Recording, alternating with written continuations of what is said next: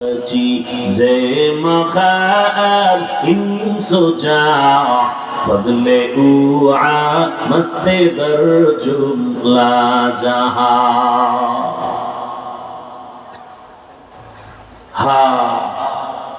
জিয়ার সৈনিক বলে স্লোগান দিলাম, মুজিব সৈনিক দিলাম। মুসলমান হিসাবে কি একবার স্লোগান দেওয়া দরকার ছিল না? আমি রসুলের সৈনিক। কি মুসলমান হিসাবে একবার বলা দরকার ছিল না? নারে তাকবীর, আল্লাহু আকবার। আমরা সবাই রসুল সেনা ভয় করি না, বুলেট বোমা। বলা দরকার ছিল না? না, বলতে পারবে না। ওই যে ভোটের আগে খাইছে না, কার বিরুদ্ধে বলবে? মুজিব সৈনিক, জিয়ার সৈনিক, এর 7 সৈনিকের স্লোগান দেওয়ার কারণে আমার জানা মতে আজ পর্যন্ত কোন আলেম তাদেরকে গালি দেয়নি। দিছে? বলেন, সত্য কথা বলেন। দেয়নি। ওর জবাব সে দিবে আল্লাহর কাছে, ও নিয়ে টেনশন নেই। কথা ঠিক? আর মুসলমান যখন রসুল সৈনিক বলবে, তখন যদি কেউ বাজে মন্তব্য করে, আঙ্গুল তুলে ওর হাতটা ভেঙে দেওয়া উচিত না? যুবকেরা, রক্ত কি এখনো ঠান্ডা? তোমার ভাইটাকে প্রমাণ দিয়ে গেল টাকায় বিক্রি খায় না, তুমি এখনো কি ওই পথে চলে গেছো? নিজের চরিত্রটা কেন নষ্ট করো বাবা?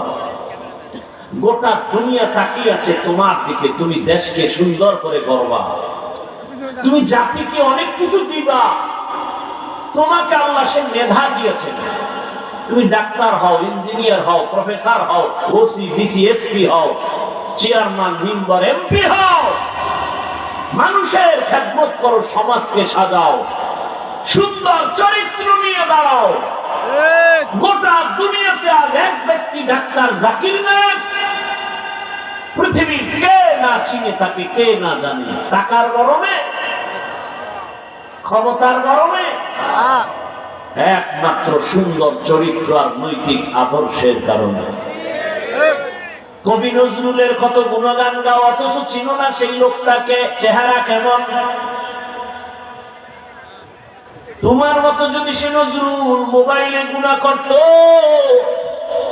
ইতিহাসের পৃষ্ঠায় কলঙ্কের নাম লেখা হতো।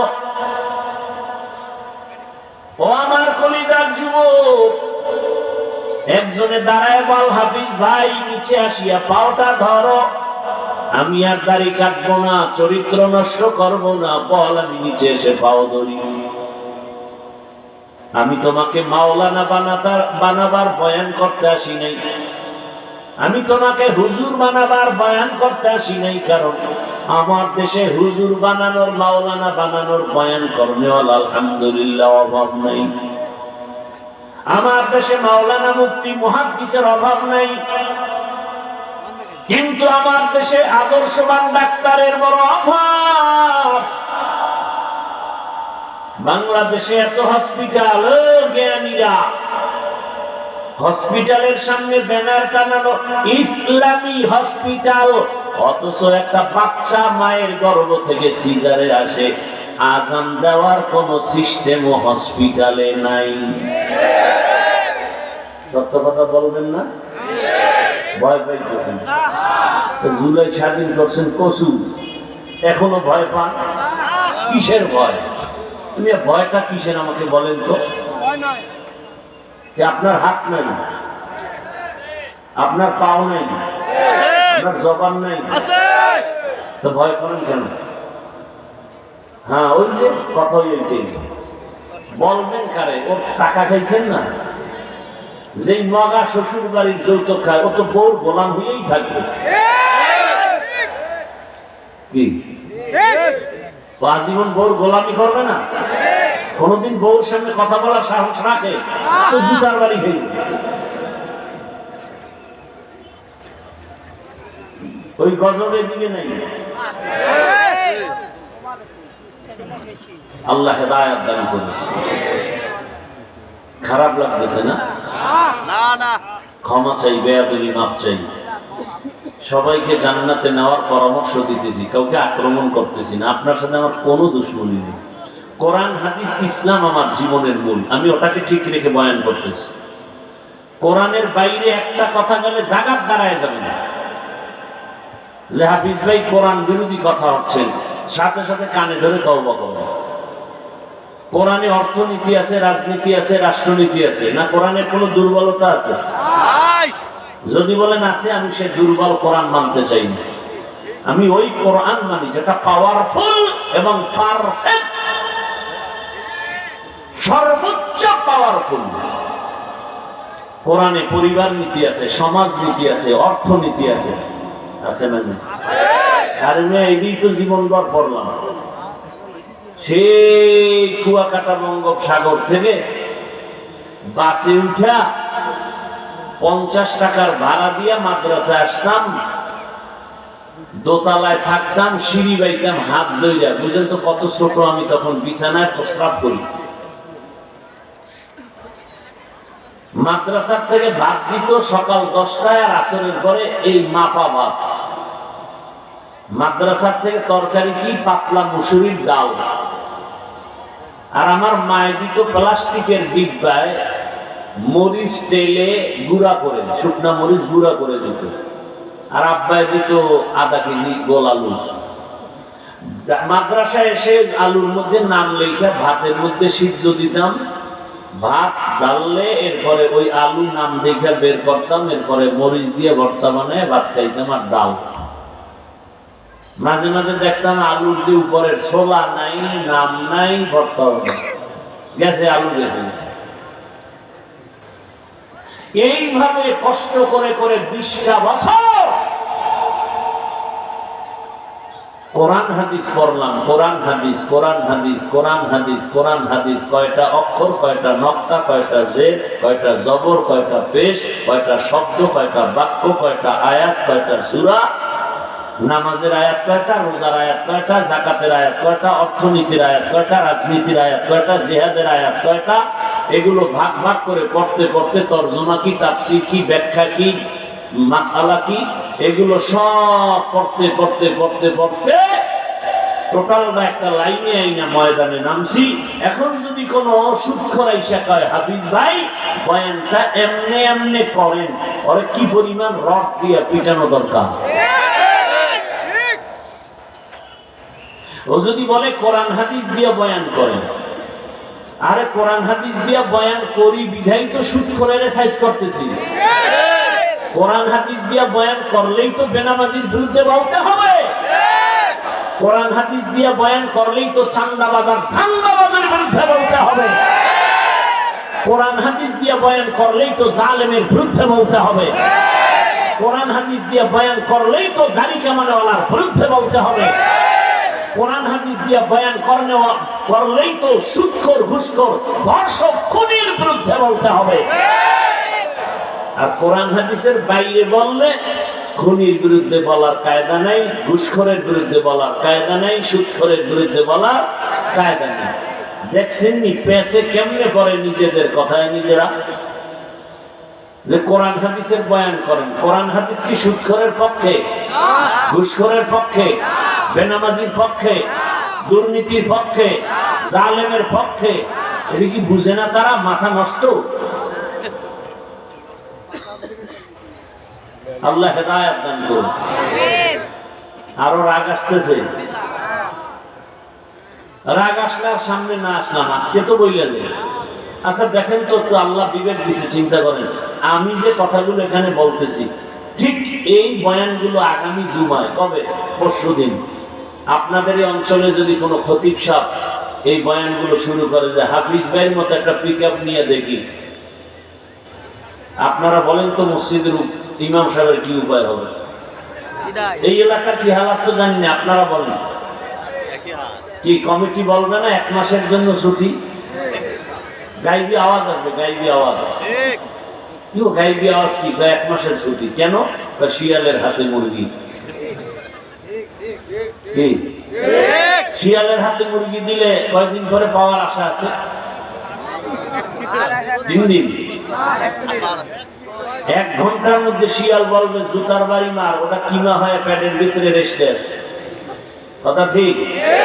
শিয়ালের হাতে মুরগি দিলে যা হয়, মসজিদ মাদ্রাসার চাবিকাঠি সুদখোর, ঘুষখোর, বেনামাজির হাতে দিলে তাই হয়।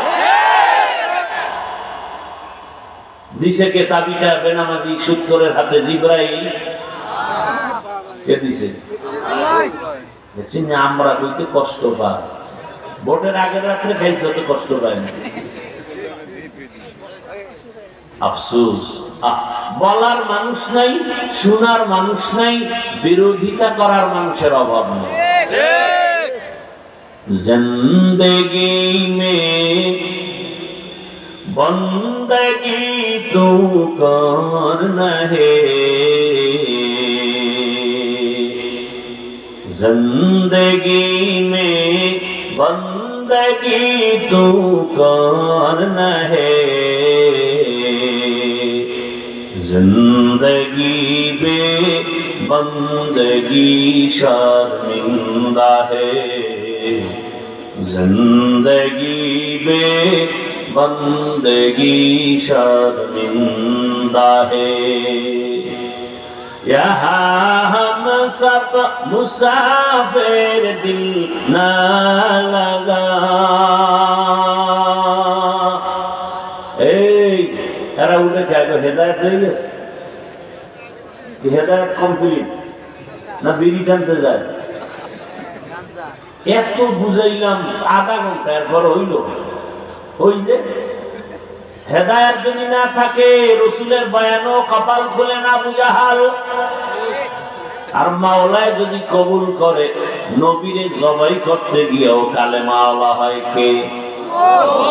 এর নাম কপাল, এর নাম কপাল। আবু জাহাল দুনিয়াতে নাই, তবে তার মন মেজাজওয়ালা মানুষ আছে না নাই? বয়ান শুনবে শুনবে শুনবে, যাওয়ার সময় বিড়ি টানবে আর বলবে বয়ান এইটা জায়গায় ভালো, ওই জায়গায় ভালো হয় নাই। ওমরওয়ালা মেজাজের মানুষগুলো গুনাহ নিয়ে হঠাৎ মাথায় আঘাত লাগবে না। জীবনে তো দাড়ি কম কাটি নাই, বেপরদায় কম চলি নাই। কোন দিন জানি আজরাইল এসে ঘুমের মাঝে ডাক দিয়া বসে, কোন দিন যেন ঘুমের ঘরে লাশ হয়ে যায়। আর দাড়ি কাটবো না, নামাজ ছাড়বো না, আর বেপরদায় চলবো না, আর কোনদিন গুনাহ করবো না। তওবা করে বাসায় যাবে, ফজরে মসজিদে নামাজে হাজির হয়ে যাবে। দোনো দল এখানে আছে তো? কথা বলেন না কেন? দোনো দল আল্লাহর বান্দারা আছে। কোন যুবক কান্না করে তওবা করবে, মালিক মাফ করে দাও, জীবনে কত গুনাহ করেছি, আমার মতো গুনাহগার কেউ নাই, আর গুনাহ করব না। ও যুবক, তোমার মতো যুবক স্কুল কলেজে পড়ে নামাজি নাই। তোমার কপালে কার অভিশাপ লাগছে বলো, তুমি কেন নামাজ পড়তে পারো না? তোমার লাইনের যুবক রাস্তায় গাড়ি চালায়, নামাজের সময় নামাজে দাঁড়ায়, পায়ে হাত রেখে বলি বিবেক দিয়ে একটু ভাবো, আমি কাউকে বলি না তুমি আমার মতো মাওলানা হও, তুমি যে লাইনে থাকো আমার মদিনার রশিটা আদর্শের রশি মালার গলায় লাগাও। তোমার লাইনের যুবক যদি রাস্তায় গাড়ি চালায় নামাজ পড়ে, বলো তুমি পারো না কেন? তোমার মতো যুবক র্যাব আর্মি পুলিশ বিডিআরের চাকরি করে নামাজ পড়ে, দাড়িওয়ালা অভাব নাই, তুমি পারো না কেন রে বাবা? তোমার লাইনের যুবকটা ওসি ডিসি এসপি পাস ওয়াক্ত নামাজি নাই। তোমার মতো যুবক ডাক্তার প্রফেসর ইঞ্জিনিয়ার পাঁচ ওয়াক্ত নামাজ পড়ে, ডাক্তারিও করে, নামাজের সময় নামাজ পড়ে তেলাওয়াত করে, মা বাবার জন্য দোয়া করে, নদীর মধ্যে মাছ ধরে যুবক নামাজ আদায় করে, অভাব নাই। ওই কৃষি কাজ করে যুবক, নামাজ ছাড়ে না। বলো বাবা, তোমার লাইনের মানুষটা যদি নামাজ পড়িয়া কাজ করে, তুমি কেন পারো না রে বাবা? আমার মনে ভয় লাগে তিন জায়গার কোন এক জায়গা থেকে না জানি অভিশাপ তোমার কপালে লাগছে, ভালো করে কাগজে কলমে লিখিয়া ঘরের দরজায় বাধাই করে রাখিও কথাগুলো। জীবনে ডাক্তার হলেও যদি বাবা তিন জায়গার দোয়া নিতে পারো, ডাক্তার হলেও তুমি জগৎ বিখ্যাত সুনামের অর্জন করতে পারবা। যদি তুমি ইঞ্জিনিয়ার হও আর ওই তিন জায়গার দোয়া নিতে পারো, গোটা দুনিয়া তোমাকে চিনবে। আজকে তুমি মনে করতেছো 500 টাকার জন্য কত জায়গায় দৌড়াও, কিন্তু আদর্শ আর চরিত্র নিয়ে দাঁড়ায় যাও, ডাক্তার ইঞ্জিনিয়ার হও, গোটা দুনিয়ার টাকাওয়ালারা তোমার কদম চুমতে থাকবে, 2 হাত দিয়া টাকা নিয়েও শেষ করতে পারবা না। তবে 3 জায়গার দোয়া লাগবে। কয় জায়গা? 1 নম্বরে মা বাবা, 2য় শিক্ষক, 3 নম্বরে ওলামায়ে কেরাম। এই 3 জায়গার দোয়া নিলে তোমার জীবন সফল। আর এই 3 জায়গার বদদোয়া লাগলেই মরার আগে তুমি পঙ্গু। লিখে রাখো কথাগুলো। যদি মনে করো মিথ্যা বলছি, মরে গেলে কবরে গিয়ে জুতা মাইরো। 3 জায়গার দোয়া নিলে তুমি ডাক্তার হলো জীবন সফল।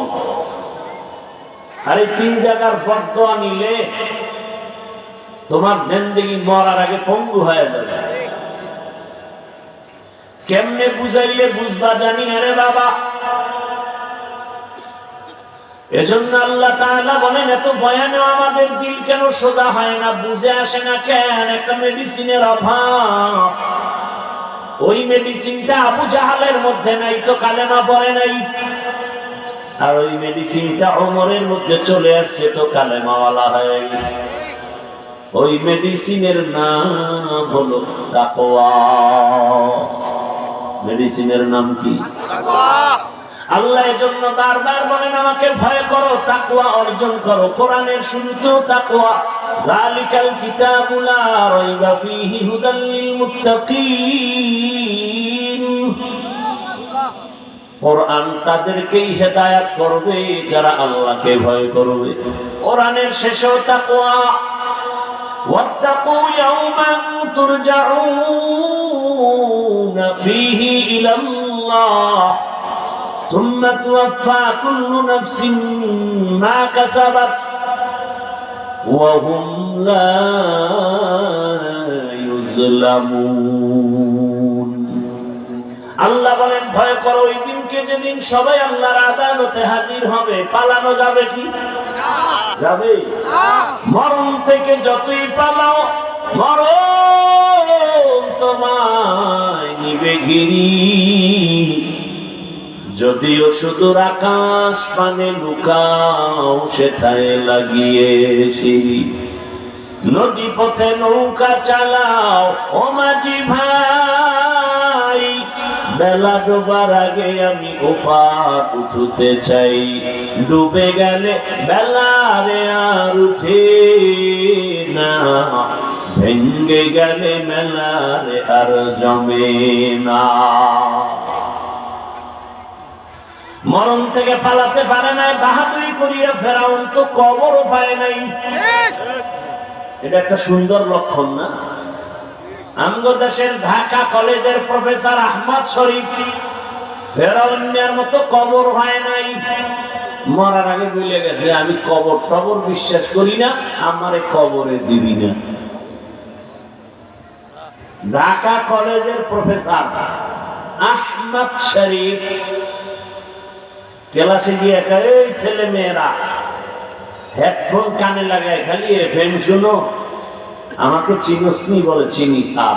নাম কি? কয় জানি। বল, বেদবি হবে। কয় শোন, আমার নাম আহমদ শরীফ। জি স্যার।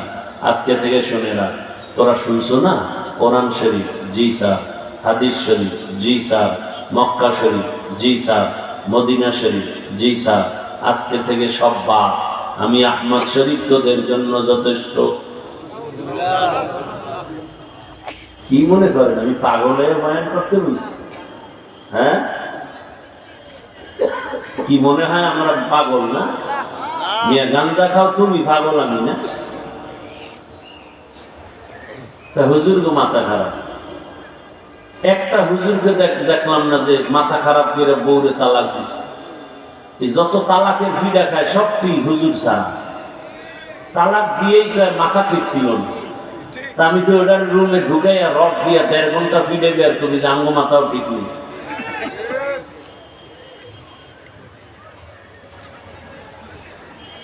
আহা, আলেম ওলামা না থাকলে এ দেশ জাহান্নাম হয়ে যেত, জাহান্নাম। দেখো না জুলাই স্বাধীনের পরেও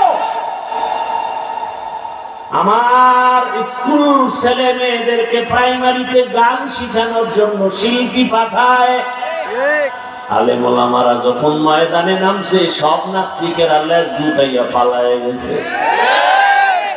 মেরা হ্যাঁ করদন বেহিসাব খলকেরা জবাবে বাসওয়াব।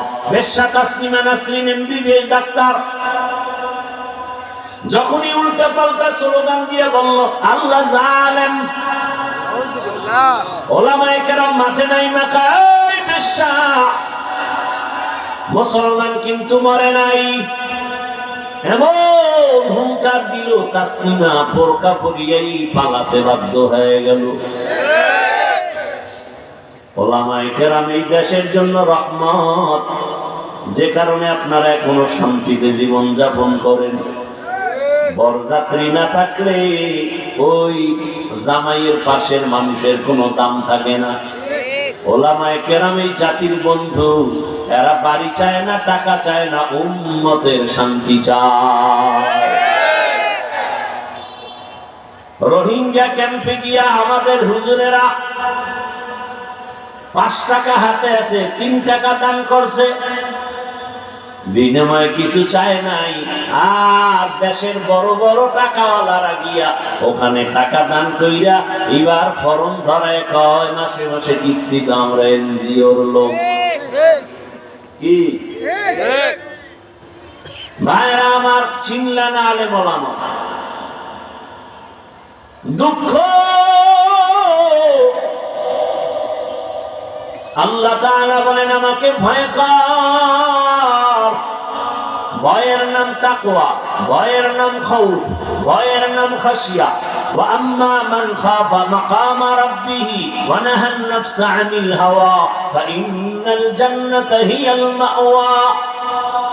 ইন্নামা ইয়াখশাল্লাহা মিন ইবাদিহিল উলামা। আল্লাহর বান্দাদের মধ্যে যারা ওলামা তারা আল্লাহকে একটু বেশি ভয় করবে।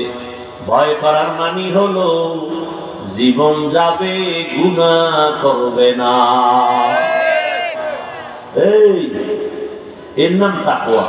বেশি বেশি জিকির করার নাম তাকওয়া না, বেশি বেশি নামাজ পড়ার নাম তাকওয়া না, গুনাহ থেকে বেঁচে থাকার নাম তাকওয়া। এই তাকওয়ার মূল স্লোগান কি? নেক আমল করতে পারো বা না পারো, গুনাহ করিও না, বাস এটার নাম তাকওয়া। যদি এই সবকে চলতে পারো বিনা হিসাবে জান্নাত। সুবহানাল্লাহ। এই তাকওয়া বড় দামি এক সম্পদ, যে অর্জন করবে সে দুনিয়াতেও বাদশা, আখিরাতেও বাদশা। অর্থাৎ গুনাহ থেকে বেঁচে থাকে, এটাই তাকওয়া। আর এই তাকওয়া অর্জনের জন্য মাওলানা হওয়া লাগে না, মুফতি হওয়া লাগে না, একজন খাঁটি আল্লাহওয়ালার নজর লাগে। কি লাগে? قال النبي صلى الله عليه وآله وسلم لكل شيء معدنون معدن التقوى قلوب العارفين। ভালো ভালো জিনিস রাখার গোডাউন আছে, তাকওয়ার গোডাউন হলো আল্লাহর প্রিয় বান্দাদের কলব। কষ্ট হলে মুনাজাত দিয়ে দেই, আগ্রহ আছে তো? আল্লাহ কবুল করেন। ভাইরা আমার, আহা, মানুষ হিসাবে একটু কষ্ট পায়, এই জন্য ধাক্কা দেয় মাঝে মাঝে না। ওই রকম ধৈর্য ধারণকারী মানুষ তো হতে পারি না। একটা লোক উঠে গেলেই মনটা খারাপ হয়ে যায়, যা এই লোকটা তো চলে গেল রহমতের বাগান থেকে। বাইরে গেলেই তো গুনাহ শুরু, চোখের গুনাহ, জবানের গুনাহ। আল্লাহ হেদায়েত দান করুন। यहाँ हम सब मुसाफिर दिल न लगा, अहले दिल की नजर से रूह करता जा, शाह दौलत सब फकीर गर नेक नहीं, शाह दौलत सब फकीर गर नेक नहीं, जिंदगी में बंदगी तू कर नहीं, जिंदगी में बंदगी तू कर नहीं, जिंदगी बे बंदगी शर्मिंदा है, जिंदगी बे बंदगी शर्मिंदा है। আল্লাহ ওয়ালার নজর লাগাও তো অন্তরে তাকওয়া চলে আসবে। তাকওয়া অর্জনের একমাত্র ঠিকানা আল্লাহ ওয়ালাদের কলবের সাথে লাইন লাগায় দাও, সম্পর্ক লাগাও। আল্লাহ ওয়ালা কারা? তাকওয়ার মানদণ্ডে যারা মুজাহাদা করে, এদের নজরে পাওয়ার আছে, এদের কথায় পাওয়ার আছে, এদের কলবে পাওয়ার। ইয়া আইয়ুহাল্লাযীনা আমানু ইন তাত্তাকুল্লাহ ইয়াজআল লাকুম ফুরকানা, যারা তাকওয়ার উপরে মুজাহাদা করবে আল্লাহ তাদের একটা স্পেশাল পাওয়ার দান করেন, ফুরকান। মা মা'নাল ফুরকান হুয়া নূরুম মিন ইলাহি, আল্লাহর দেওয়া একটা নূরের আলো। এই পাওয়ারকে কোরআনের ভাষায় বলে ফুরকান, হাদিসের ভাষায় বলে ফেরাসাত। قال النبي صلى الله عليه وآله وسلم اتقوا فراسة المؤمن فإنه ينظر بنور الله,